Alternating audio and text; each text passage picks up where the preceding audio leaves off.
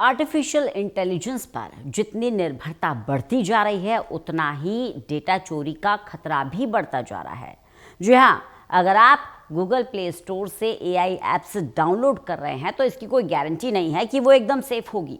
हाल ही में security researcher ने एक बड़े डेटा लीक का पता लगाया है।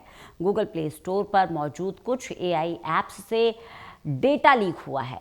इस घटना में सबसे बड़ा नाम video AI art generator and maker app का है, जिसे 5 लाख से ज़्यादा बार डाउनलोड किया गया था। इस ऐप पर 11,000 रिव्यूज़ थे और इसने करीब 15 लाख यूज़र इमेज, 3,95,000 वीडियोस और लाखों एआई जनरेटेड फाइल्स को लीक कर दिया।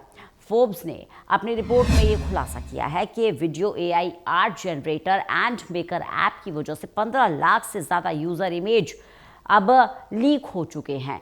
ये एआई जनरेटेड फाइल्स भी हैं जो लीक हुई हैं। वहीं रिसर्चर का कहना है कि गूगल क्लाउड स्टोरेज की एक मिस कॉन्फ़िगर्ड स्टोरेज बकेट के कारण स्टोर किए गए मीडिया तक अनऑथेंटिक एक्सेस संभव हो पाया। इसके कारण 13 जून 2023 को इस ऐप के लॉन्च होने के बाद इसने कुल 12 टीबी डेटा लीक किया है, जिसमें करीब 82 लाख फाइल्स थीं। डेटा लीक की घटना सामने आने के बाद ये ऐप प्ले स्टोर पर सर्च नहीं हो पा रही है। इसी डेवलपर की एक और ऐप आईडी मेरिट के कारण मामला और भी गंभीर हो गया। आईडी मेरिट ने केवाईसी डेटा लीक कर दिया है। केवाईसी डेटा में लोगों के पहचान पत्र, एड्रेस डिटेल्स, फ़ोन नंबर और दूसरी ज़रूरी पहचान भी शामिल होती है। इस कारण अमेरिका, फ्रांस, जर्मनी, चीन और ब्राज़ील के लाखों यूज़र्स प्रभावित हुए हैं।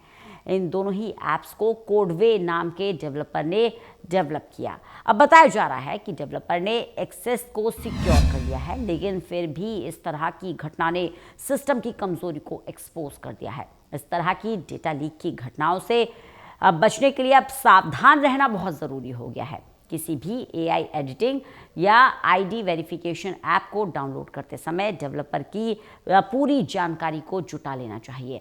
हमेशा अच्छी रेटिंग और रिव्यू वाले पॉपुलर ऐप्स को ही डाउनलोड करना चाहिए। देखिए, बदलता दौर है, तकनीक के साथ हर कोई आगे बढ़ रहा है। ऐसे में एआई की तरफ लोगों का आकर्षण भी बढ़ रहा है।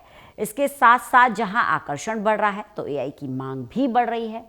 मांग बढ़ रही है तो लोग इसकी तरफ इच्छुक भी हो रहे हैं। लेकिन सवाल ये खड़ा होता है, जो डिजिटल सिक्योरिटी की लगातार बात कही जाती है, डेटा सुरक्षा की लगातार बात कही जाती है, वो डेटा सिक्योर क्यों नहीं हो पा रहा है? ऐसे में सजग रहना बहुत ज़रूरी है।